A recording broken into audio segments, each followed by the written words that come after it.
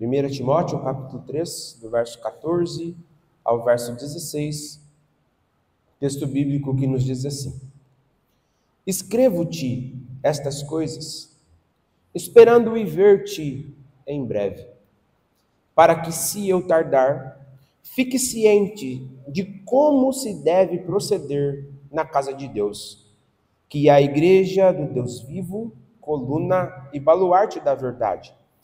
Evidentemente grande é o mistério da piedade. Aquele que foi manifestado na carne, foi justificado em espírito, contemplado por anjos, pregado entre os gentios, crido no mundo e recebido na glória. Até aqui a santa e bendita palavra do Senhor. Nós vamos mais uma vez, orarmos e falarmos com o nosso Deus. Senhor, nós pedimos a Ti neste momento que nos fale, que o Teu Santo Espírito, ó Deus, nos conduza, aquiete o nosso coração, a nossa mente, para que nós possamos ouvir a palavra do Senhor, para que nós possamos crer naquilo que ouvimos, de tal forma, ó Deus, que a Tua palavra, ela nos transforme. Pedimos ao Senhor, ó Deus, que o Senhor nos fale e que o Teu Santo Espírito do Senhor aplique ao nosso coração tudo aquilo que ouviremos nesta noite. Em nome de Jesus é que oramos. Amém. Queridos, durante a história, nós vemos que todas as vezes que o filho de um rei ele ia nascer, uma grande celebração era preparada para receber aquela criança. Geralmente os palácios se enchiam de festas, porque o herdeiro do trono havia chegado naquele momento. Aquilo se tornava uma grande festa e trazia uma grande expectativa sobre todos aqueles que estavam ao redor daquele reino. E é interessante perceber que naquele contexto, o que reunia aquelas pessoas não era simplesmente as festas, o que se tinha ali naquele contexto, mas era a celebração do nascimento do filho do rei e, consequentemente, do herdeiro do trono. Nós hoje começaremos a ver que o filho do rei, ele também veio ao mundo. Mas o filho do rei não veio como esses reinos que nós estamos acostumados por aí. Mas igualmente, tudo foi preparado. Paulo fala que quando Jesus veio, ele veio na plenitude do tempo. Tudo estava preparado e devidamente organizado para que, no momento em que o filho do rei viesse, as pessoas pudessem se alegrar com a chegada do filho do rei. Mas o que acontece é que mesmo aqueles que estavam aguardando a vinda desse rei, desse filho do rei, eles começaram a se admirar de todos os preparativos que haviam sido feitos para o momento em que o filho do rei viria. Nessa noite, querido, nós vamos perceber por meio da exposição bíblica que muitas pessoas, ao invés de entender que todo o Antigo Testamento e tudo o que aconteceu antes da vinda de Jesus Cristo era apenas a preparação, era apenas o rei enviando convidados, era apenas o rei anunciando para o mundo que o seu filho um dia viria, mas muitas pessoas se perderam na beleza daquelas preparações e nas festas que inauguravam e que apontavam para esse momento antes da vinda de Jesus.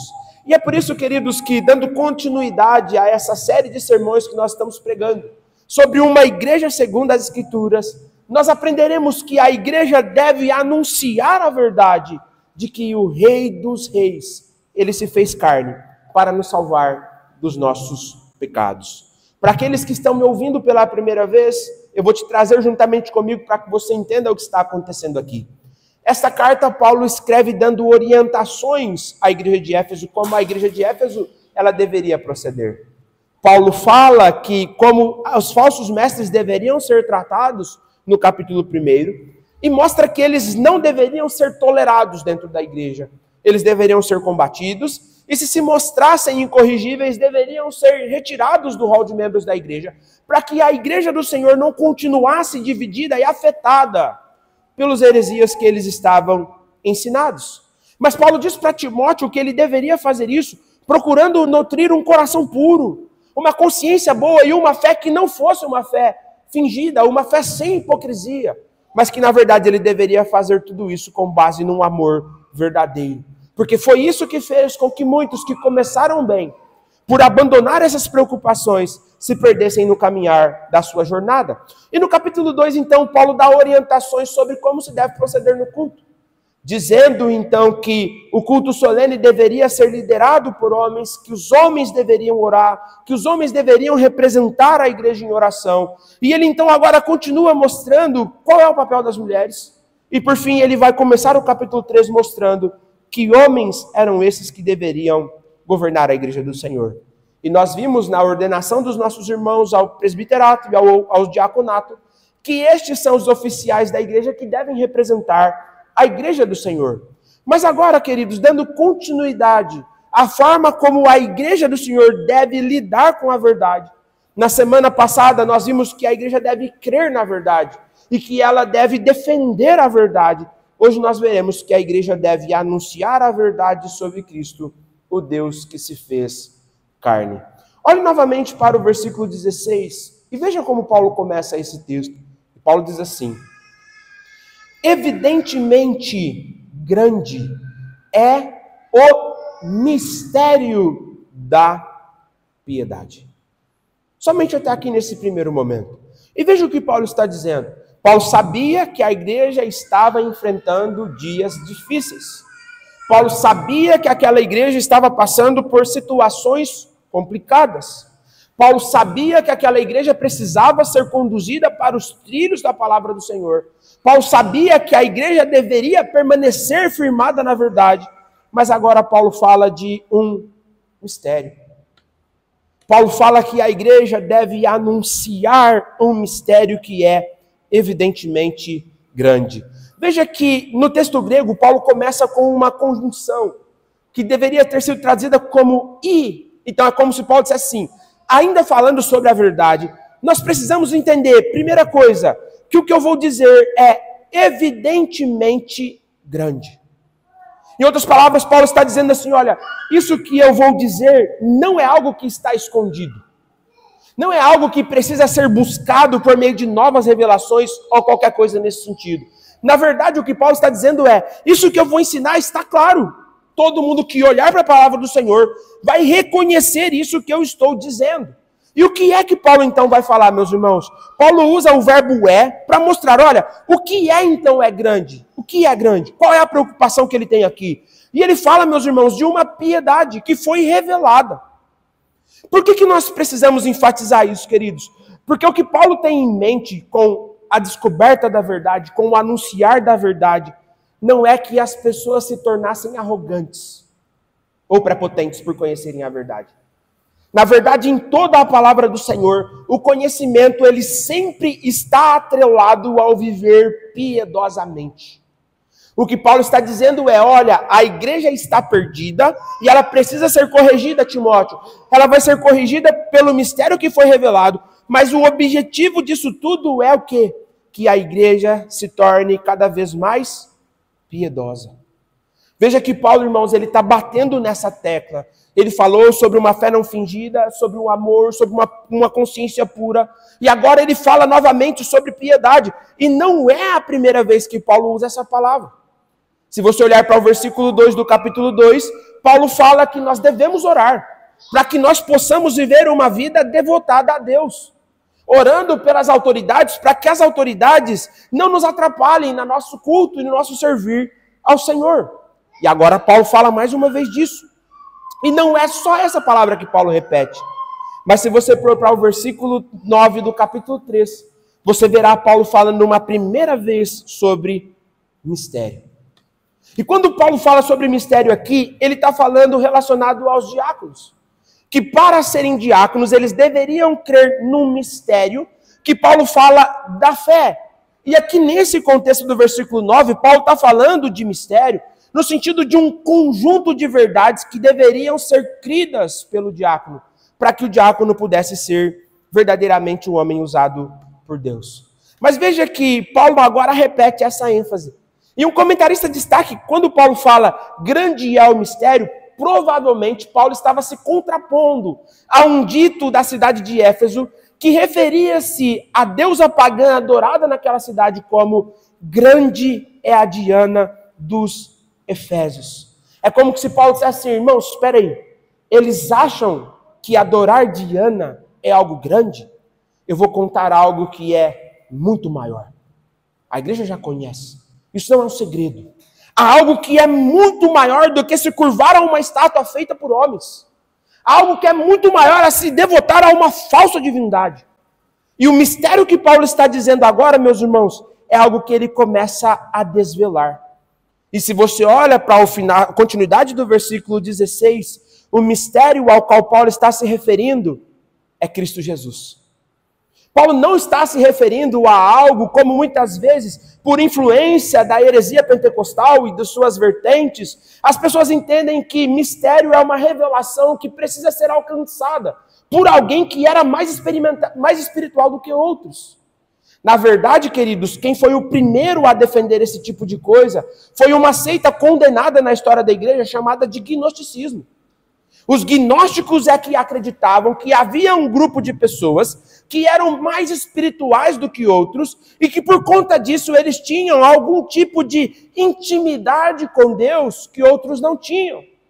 Só que não é isso que Paulo está dizendo aqui. Paulo não está falando de algo que deveria ser descoberto. Paulo não está falando de algo que está oculto. Na verdade ele diz, é evidente, ou seja, está revelado, está claro. Paulo está falando de um mistério que é um conjunto de verdades que agora se tornaram conhecidas apenas porque Deus, ele quis revelar. Em outras palavras, que mistério é esse que Paulo está falando?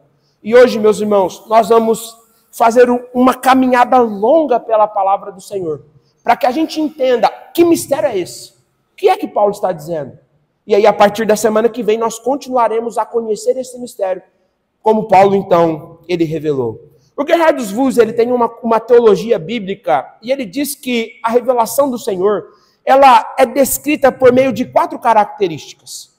Então, Gerhard Voss, ele começa mostrando que a revelação bíblica, ela é progressiva.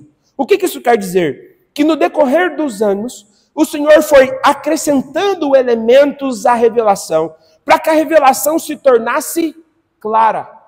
Para que aquela revelação que ela começa a ser revelada em Gênesis, ela pudesse alcançar a sua plenitude, a ponto de Paulo chegar em Gálatas no capítulo 4, no verso 4, e dizer, vindo, porém, a plenitude do tempo. Ou seja, quando tudo que foi preparado se cumpriu, Cristo veio, nascido de uma mulher sob a lei. Então perceba que o que Paulo está dizendo é, lembre-se da ilustração que eu usei no começo. Paulo está falando de um rei que preparou o mundo para receber o seu filho. E como é então que Paulo ele vai mostrar isso para nós aqui, meus irmãos, ao falar de mistério? Eu gostaria que vocês abrissem a sua Bíblia, no livro de Gênesis, no capítulo 2, nós leremos o verso 15 e o verso 16. Livro de Gênesis, no capítulo número 2, nós leremos o verso 15 e o verso número 16.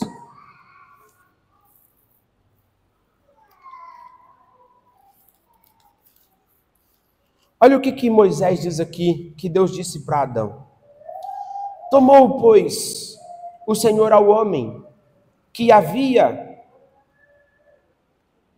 tornou o Senhor Deus ao homem e o colocou no jardim do Éden para o cultivar e o guardar. E o Senhor lhe deu esta ordem, de toda a árvore do jardim comerás livremente, mas da árvore do conhecimento do bem e do mal não comerás, porque no dia em que dela comeres, certamente morrerás. O Senhor então claramente disse para Adão, Adão, você pode se alimentar de todas as árvores que há no jardim, só tem uma que você não pode comer. E queridos, nós não precisamos gastar tempo tentando entender que árvore era, porque o fato de Deus ter proibido tornava suficiente para que o homem não comesse. Só que nós conhecemos a história, o que o homem faz? Ele desobedece a Deus, Eva dá do fruto para o seu seu esposo come do fruto, e agora as consequências do pecado de Adão vai ser transmitida a toda a geração dele. É interessante perceber que quando os comentaristas de Westminster eles lidam com esse texto, eles destacam que se não houvesse por parte de Deus uma ida ao encontro do homem, o homem permanecia sem esperança. Isso quer dizer, meu querido e minha querida irmã, que se Deus condenasse todos os homens ao inferno pelo seu pecado, Deus seria justo. Porque todos os homens pecaram diante de Deus. Paulo é claro ao descrever isso, quando escreve Romanos capítulo 3, no verso número 23. Todos os homens estão num estado de pecado e miséria. Mas veja que em meio à desesperança, queridos, em meio às condenações que o Senhor está fazendo para aquele homem, olha o que acontece no verso número 15. E eu gostaria que você olhasse para Gênesis capítulo 3, verso número 15. Vamos ler todos juntos? Porém, inimizade entre ti e a mulher, entre a tua descendência e o seu descendente. Este te ferirá a cabeça e tu lhe ferirás o calcanhar. Quando Adão estava entregue ao seu pecado, entregue ao seu coração, o Senhor lhe fez uma promessa.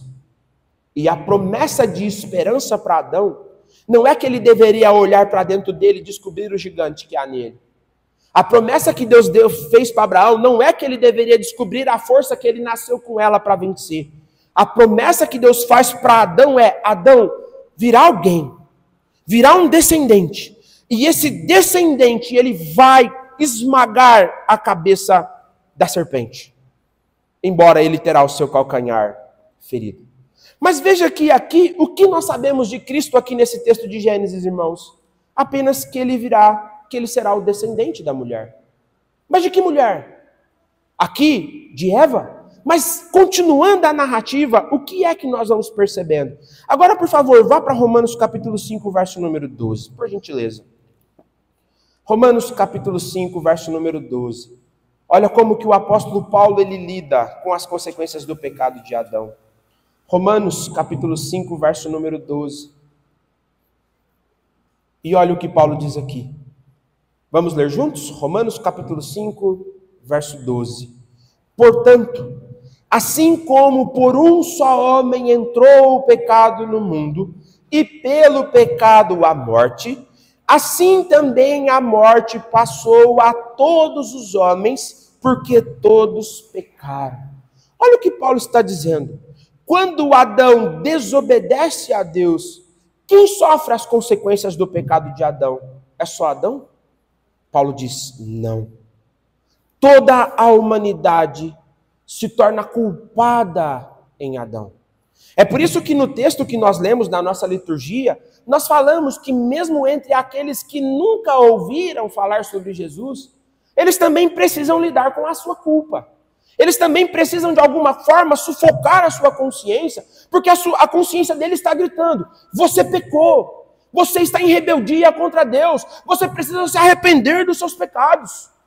Por mais que ele nunca tenha ouvido falar sobre Cristo, ele vai de alguma forma tentar lidar com a sua culpa, seja por meio do uso de medicação, seja por meio do uso de drogas ilícitas, mas de alguma forma ele vai tentar lidar com essa culpa que o escraviza, que faz com que ele se entregue e fique refém do seu próprio coração. Mas, queridos, havia uma boa notícia. E a boa notícia Paulo nos dá nesse mesmo texto. E olhe para o verso 15, e nós vamos ler esse texto. E olha o que Paulo diz aqui. Todavia, não é assim o dom gratuito como a ofensa. Porque se pela ofensa de um só morreram muitos, muito mais a graça de Deus e o dom pela graça é de um só homem. Quem é esse homem, irmãos? Jesus Cristo. Foram abundantes sobre o mundo. Muitos. Vamos continuar a leitura até o verso 19, que esse texto é importante para nós entendermos. E olha o que o texto continua dizendo. O dom, entretanto, não é como no caso em que somente um pecou. Porque o julgamento derivou de uma só ofensa para a condenação. Mas a graça transcorre de muitas ofensas para a justificação. Se pela ofensa de um e por meio de um só reinou a morte, muito mais os que recebem a abundância da graça e o dom da justiça reinarão em vida por meio de um só, a saber, quem é? Jesus Cristo. Verso 18. Pois assim como por uma só ofensa veio o juízo sobre todos os homens para a condenação, assim também, por um só ato de justiça, veio a graça sobre todos os homens para a justificação que dá vida. Porque pela desobediência de um só homem, muitos se tornaram pecadores. Assim também, por meio da obediência de um só, muitos se tornarão justos. Se você vai para 1 Coríntios, no capítulo 15, no verso 45, não teremos tempo para ler, Paulo chama Jesus Cristo de o segundo Adão, ou de o último Adão. E o que é que nós estamos vendo aqui, meus irmãos? Nós estamos vendo a Escritura falando de dois representantes da humanidade. Um que representa toda a humanidade e que desobedeceu a Deus. E um outro que representa não toda a humanidade, mas somente aqueles que nele creriam, que é Cristo Jesus. Então, se em Adão todos morrem, aqueles que em Cristo Jesus, eles creem, eles são perdoados por conta dos méritos de Cristo, razão pela qual Cristo não morreu por todos. Porque se Cristo tivesse morrido por todos, todos seriam salvos. Porque o sacrifício de Cristo é suficiente para perdoar os pecados.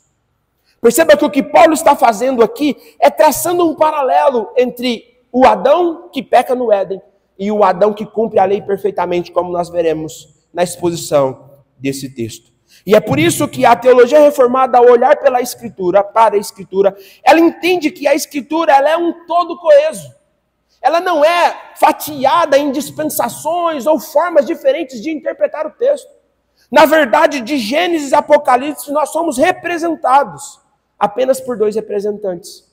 Um que é Adão, que continua a representar todos aqueles que não queiram em Cristo, e que por conta disso serão condenados ao inferno para pagar o preço dos seus pecados. E um segundo Adão, que representa aqueles que crerão em Cristo Jesus. E o que nós temos durante todo o Antigo Testamento, o que é, meus irmãos? É o desenrolar desse mistério. É agora Deus mostrando como que esse mistério, que outrora esteve oculto, que foi revelado por símbolos e por rituais e por um monte de outras coisas, agora em Cristo Jesus se cumpre perfeitamente. É por isso que quando a gente olha, por exemplo, para a história de Adão, a gente percebe que Adão ele também é beneficiado por esse pacto que Deus faz com Cristo, que é chamado de pacto da graça. Porque a promessa do perdão é dada primeiramente a Adão. Mas no decorrer da história, meus irmãos, essa promessa ela vai sendo reendossada. E eu gostaria que vocês abrissem a Bíblia no livro de Gênesis, no capítulo 9, no verso número 11. E olha o que Moisés ele nos diz aqui. Gênesis capítulo 9, verso número 11. Olha o que Deus fala com Noé. Estabeleço a minha aliança convosco. Não será mais destruída toda a carne por águas de dilúvio, nem mais haverá dilúvio para destruir a terra. Olha o que Deus está dizendo para Noé. Noé, apesar do ser humano ser quem ele é, eu faço com você hoje uma aliança. E há uma coisa emblemática nessa aliança, meus irmãos. O Senhor dá um símbolo dessa aliança, que é o que nós conhecemos como o arco-íris. E esse pendurar do arco, olhe para o verso 16, olha o que o texto diz aqui. O arco estará nas nuvens. Vê-lo-ei e me lembrarei da aliança eterna entre Deus e todos os seres viventes de toda a carne que há sobre a terra. Quando os teólogos bíblicos vão lidar com Deus colocando esse arco nas nuvens, é como que se Deus, na posição de um guerreiro, dissesse: olha, eu não vou mais guerrear contra o povo agora, porque agora eu estou abrindo mão dessa guerra. Por quê? Porque alguém um dia fará o que nenhum ser humano pode fazer. Alguém um dia satisfará a minha justiça, coisa que ninguém pode fazer a não ser Cristo Jesus.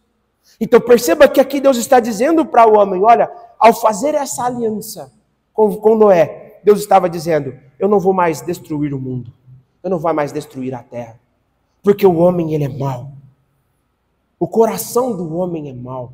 O homem agora está num estado que por ele próprio ele não consegue mais escolher o bem ou o mal. O homem é totalmente depravado. Mas a narrativa bíblica ela continua, e eu gostaria que você agora fosse para Gênesis capítulo 17, verso número 2.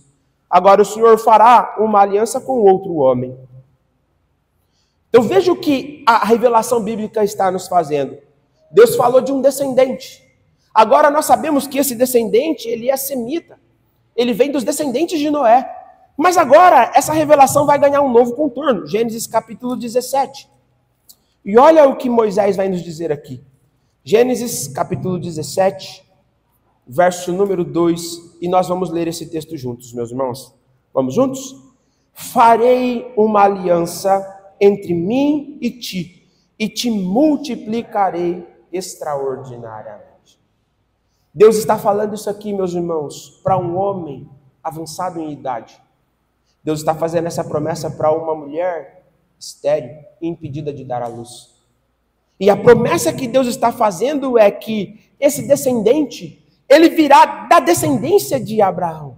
E é por essa razão que quando Deus faz um símbolo, uma aliança com Abraão, Deus coloca essa aliança na circuncisão, apontando para a purificação da semente, da descendência. Essa é a razão pela qual os homens eram circuncidados no seu órgão genital masculino, apontando para a promessa que se cumpriria através daquela mulher, Sara, de quem o Isaac nasceria e daria continuidade a essa semente santa. Então veja, agora nós sabemos que Deus está separando para ele um povo por meio de um homem, Abraão.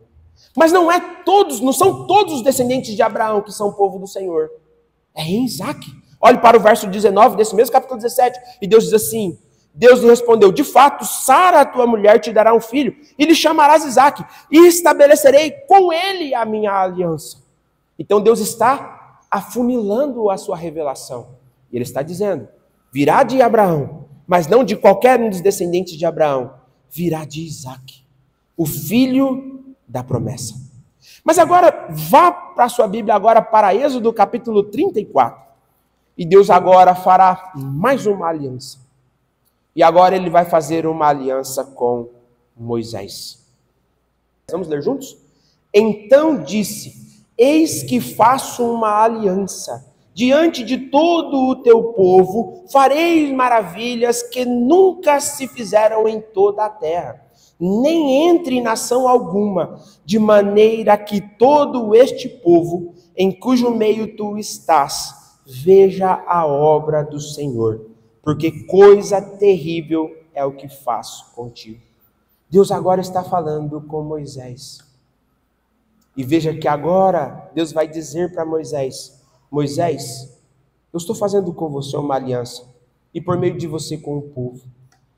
Mas qual que é o símbolo que nós temos dessa aliança, meus irmãos? São os 10 mandamentos. Porque agora Deus está dizendo para o povo de Israel assim, isso está em Êxodo, vamos lá para Gênesis capítulo 20. É importante que a gente leia o prefácio desse texto. Gênesis capítulo 20, e veja como que esse texto começa. Êxodo capítulo 20, do verso 1 ao verso 3. E olha o que Moisés diz aqui. Então, falou Deus todas essas palavras. Eu sou o Senhor, teu Deus, que te tirei da casa do Egito, da casa da servidão. Este povo agora deveria ser reconhecido como povo do Senhor, por viver em santidade. Esse povo deveria olhar para a lei do Senhor, saber que era por meio da observância à lei do Senhor, não que ele seria salvo, porque o homem sempre foi salvo pela fé, mas era por meio do viver de modo diferente do mundo, que ficaria evidente para todas as nações que Deus havia escolhido Israel para ser o Deus de Israel, o Deus de Abraão, o Deus de Isaac, o Deus de Jacó. Perceba, queridos, que durante a história, o que o Senhor está fazendo? Ele está revelando para o povo dele quem é esse povo. O que esse povo tem que fazer? Como esse povo tem que viver? Quais são as características que ele espera desse povo? Perceba que todo o revelar do Antigo Testamento é Deus mostrando para este povo quem ele é, como ele deve viver. E a última aliança que nós temos no Antigo Testamento, e eu gostaria que você abrisse agora no Salmo 89, meu irmão, no verso número 3 e no verso número 4. Olha o que o salmista diz aqui. Vamos juntos? Fiz aliança com o meu escolhido e jurei a Davi, meu servo, para sempre estabelecerei a tua posteridade e firmarei o teu trono de geração em geração. Queridos, se o povo de Israel tivesse sido cuidadoso, eles não teriam escolhido Saul para governar. Se o povo de Israel lesse a palavra do Senhor, saberia que Saul não era o escolhido por Deus. Mas o povo não leu. Saul fez o que fez, terminou a sua vida consultando uma necromante, uma pessoa que vivia de adivinhações, e acabou desprezado pelo Senhor.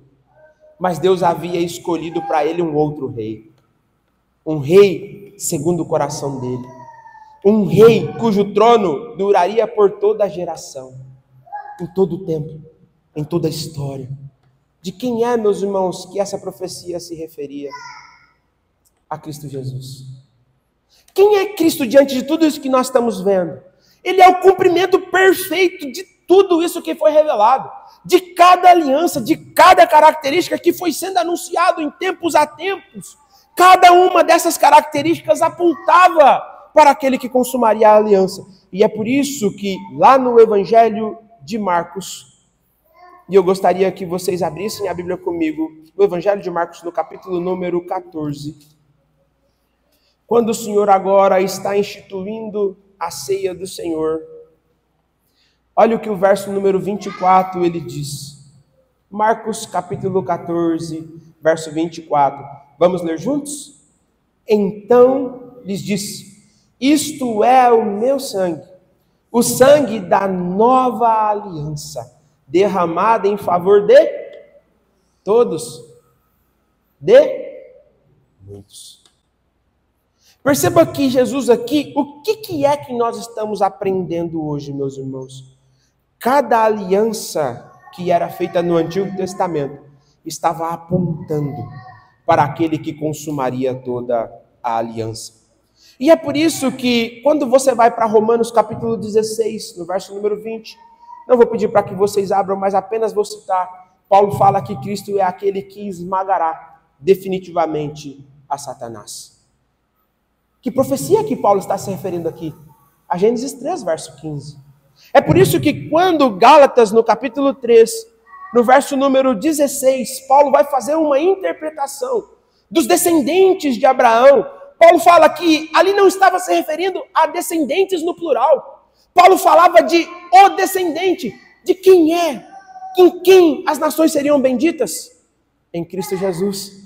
É por isso que quando você vai para Mateus capítulo 5, verso 17, Jesus disse que ele não veio para anular a lei, ele veio para cumprir a lei. Porque aquilo que a humanidade falhou em Adão e continuou a falhar e continua a falhar no decorrer da história, Cristo cumpriu perfeitamente. Mas quando Lucas está anunciando, o anjo está anunciando Jesus para Maria, o anjo diz que Jesus seria o filho de Davi. Quando você olha para o Evangelho de Mateus, no capítulo 1, no verso 1, Mateus começa assim: genealogia de Jesus, filho de Davi, filho de Abraão. Perceba que o que é a preocupação de todo o Antigo Testamento e, consequentemente, do Novo Testamento, é demonstrar que aquilo que estava oculto, representado por meio de símbolos no Antigo Testamento, é o mistério que Cristo estava revelando com a sua vida, com o seu nascimento, com a sua morte, com a sua ressurreição. Queridos, nós não precisamos de nenhuma outra revelação mais hoje. A Escritura é suficiente para nos conduzir. Por meio da Escritura nós sabemos o que nós devemos crer, como nós devemos crer, de que forma que nós devemos viver e como é que Cristo nos restaurará por meio de sua obra. É esse mistério que Paulo está se referindo aqui. Paulo não está falando de algo oculto. Perceba que, se você continuar caminhando a sua Bíblia, eu gostaria que você abrisse um último texto bíblico nessa exposição, em 2 Coríntios, no capítulo número 3. Paulo agora, ele vai, de uma forma clara, mostrar qual foi o problema de Israel quando ele foi olhar para Cristo. 2 Coríntios, no capítulo 3. E olha o que Paulo diz a partir do verso número 12. E ele diz assim: tendo, pois, tal esperança, servimos-nos de muita ousadia no falar, Vamos juntos? E não somos como Moisés, que punha véu sobre a face, para que os filhos de Israel não atentassem na terminação do que se desvanecia. O que Paulo está dizendo? Os judeus não entenderam que quando a lei foi anunciada, e todo o cerimonial judaico ele foi anunciado, aquilo estava se desvanecendo com o passar do tempo. Estava perdendo o brilho, estava perdendo a glória, porque aquilo não era um fim em si mesmo, aquilo apontava para aquele a quem tudo aquilo representava. Perceba, queridos, que o grande problema dos nossos dias, e aplicando isso às nossas vidas, é que às vezes a gente começa a olhar para o Antigo Testamento e a gente fica como aqueles que estavam na cerimônia do nascimento do filho do rei e estão olhando. Nossa, olha a pompa desse palácio. Nossa, quanto será que o rei não investiu? Tantas festas, tantas cerimônias. Às vezes, quando algumas pessoas leem o texto bíblico, principalmente do Antigo Testamento, ficam impressionados com o que Deus fez com Abraão, com o que Deus fez com Noé, com o que Deus fez com Moisés e até com Davi. Mas perdem que eles eram a preparação. A glória era do filho do rei que viria, não era deles. O povo não deveria ficar preso olhando simplesmente para aquilo. E quando Israel não entendeu isso, eles se perderam. E olha o que Paulo continua dizendo a partir do verso 14.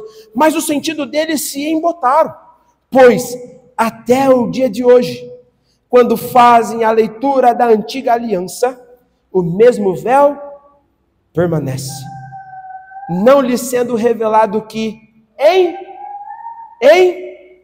Cristo é removido.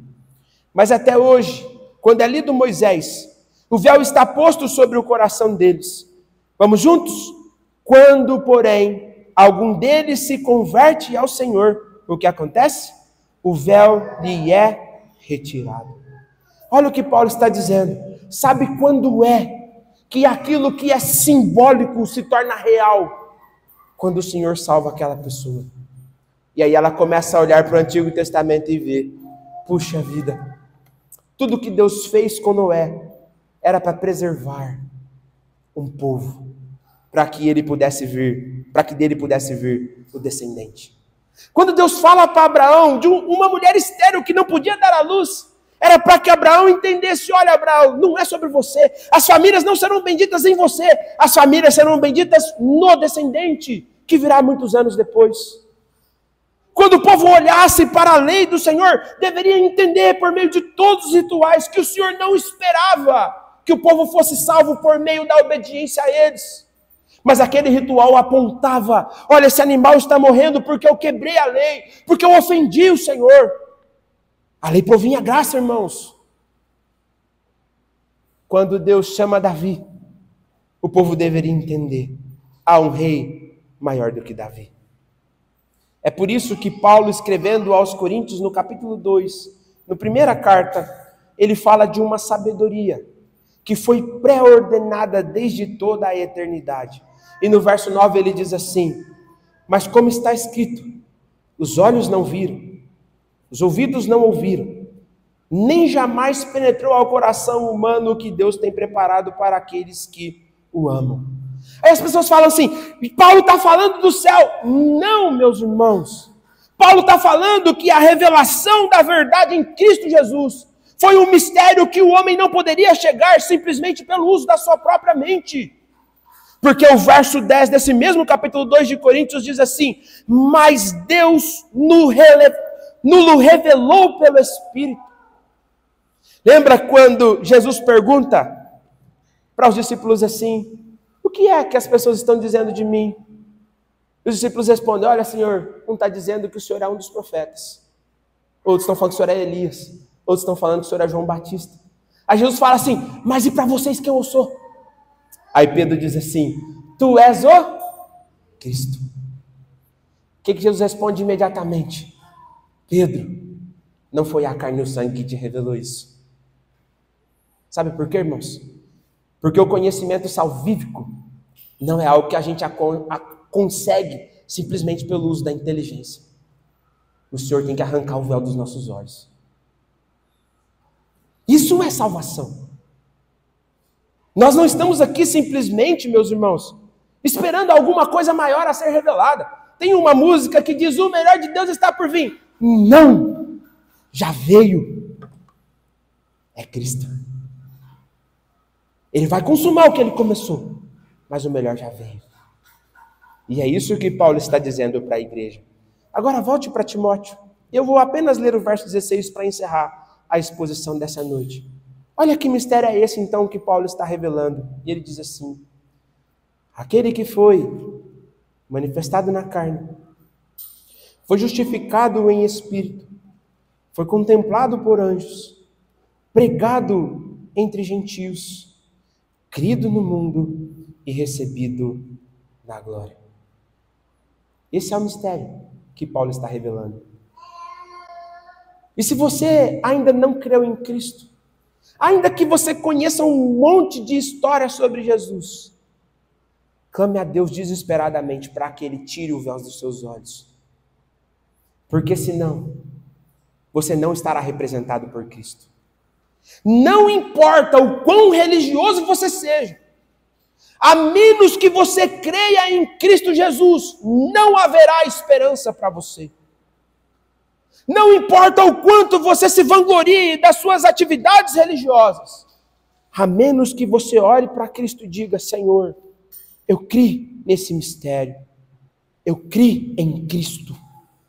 Senhor, eu confesso e eu declaro com a minha boca que Cristo é Senhor da minha vida. Não haverá esperança para você. Esse é o mistério que Paulo está contando para nós e que nós gastaremos tempo conhecendo. Porque é esse mistério que nós precisamos conhecer. Nós não precisamos conhecer tantas filosofias. Tudo isso é bom, queridos, tem o seu lugar. Nós não precisamos ser doutores e etc. Em tudo isso, o que nós precisamos é olhar para a palavra do Senhor e entender. Quando nós falamos de Noé, Noé está apontando para alguém maior do que ele. Quando nós falamos de Abraão, Abraão aponta para alguém maior que ele. Quando nós falamos de Moisés, Moisés aponta para alguém maior que ele. Quando nós falamos de Davi, nós estamos falando de alguém que é maior do que Davi. Quando nós lemos a Bíblia de Gênesis e Apocalipse, nós contamos só uma história. E essa história é de como em Cristo Deus estava nos resgatando dos nossos pecados. Essa é a verdade, queridos, que a igreja precisa pregar. Ainda que ela seja considerada exclusivista. Mas essa é a verdade que a igreja precisa pregar. O que nós aprendemos diante de tudo isso nesse sermão? Em primeiro lugar, queridos, nós aprendemos que nós precisamos entender que não há mais revelação de Deus no molde que nós temos na Escritura hoje. Deus não fala mais como ele falava no passado. O escritor aos Hebreus diz que ele falou por sonhos, ele falou por profetas, ele falou por visões. Mas hoje ele nos fala por Cristo. Se você quer conhecer o Deus que você serve, olhe para Cristo. Ele é a revelação exata de quem Deus é. Não gaste seu tempo procurando revelação não sei na onde, não sei quem que profetiza sobre aquilo. Porque hoje Deus não fala mais assim. A primeira coisa que nós aprendemos nesse texto é que nós precisamos crer na revelação bíblica do Senhor. E a segunda coisa que nós precisamos entender é que nós temos que pregar sobre Cristo. Às vezes a gente ouve algumas pessoas pregando, e hoje eu estava ouvindo um pregador famoso pregando na casa onde nós estávamos hospedados. E eu ouvi ali cerca de 40 minutos da pregação dele. E ele falou sobre trazer botija, sobre multiplicar azeite. Ele falou sobre a necessidade da gente contribuir para que Deus nos abençoe. Ele falou sobre tudo, mas em 40 minutos ele não falou de Cristo uma vez. Não falou do que Cristo fez. Não mostrou como que Cristo cumpre o preço dos nossos pecados. Não anunciou uma esperança em Cristo. Em outras palavras, ele ficou 1 hora contando história, mas não pregou sobre Cristo. Então ele não pregou a verdade. Queridos, a igreja precisa pregar sobre Cristo, porque as pessoas não precisam de carro, de casa, isso elas conquistam trabalhando. As pessoas precisam de algo que só Cristo pode dar. que é a salvação. Que o Senhor nos abençoe, queridos, e que nós tenhamos o prazer de aprender sobre Cristo, ao olhar por todo o Antigo Testamento e perceber que cada aspecto dessa revelação está apontando para Ele. Vamos orar? Senhor, obrigado por sua palavra. Obrigado por poder lê-la. Obrigado porque nós não somos como aqueles que ainda os véus estão sobre os olhos. Nós cremos. Nós enxergamos Cristo na tua palavra. Nós sabemos que a história desses personagens que foram citados eram apenas um indicativo, falando de alguém maior do que todas elas. A esperança não está em Noé. A esperança não está em Abraão. A esperança tampouco está em Davi, e nem muito menos em Moisés. A esperança do teu povo é Cristo, Senhor. Não permita que nós fiquemos perdidos, olhando para as belezas da preparação do mundo para a vinda do teu Filho, mas nos faça nos alegrar, porque o Rei veio. Que o Senhor nos faça olhar para Cristo Jesus e ter o desejo de conhecê-lo cada vez mais. Que o Senhor nos faça olhar para Cristo Jesus e fazer com que Ele seja aquele a quem nós estamos sendo amoldados dia após dia.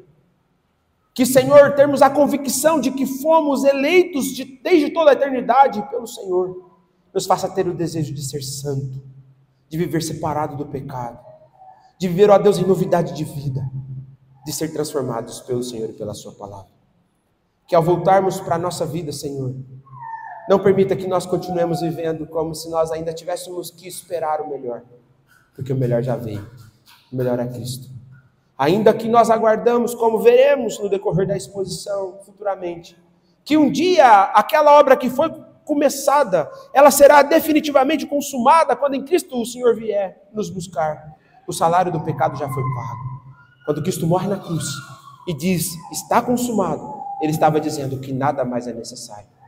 Nos faça crer nisso, Senhor. Nos faça viver à luz disso. Nos faça crer na pregação do Evangelho, da boa nova de que Cristo salva pecadores. Essa é a oração que nós oramos em nome de Jesus. Amém.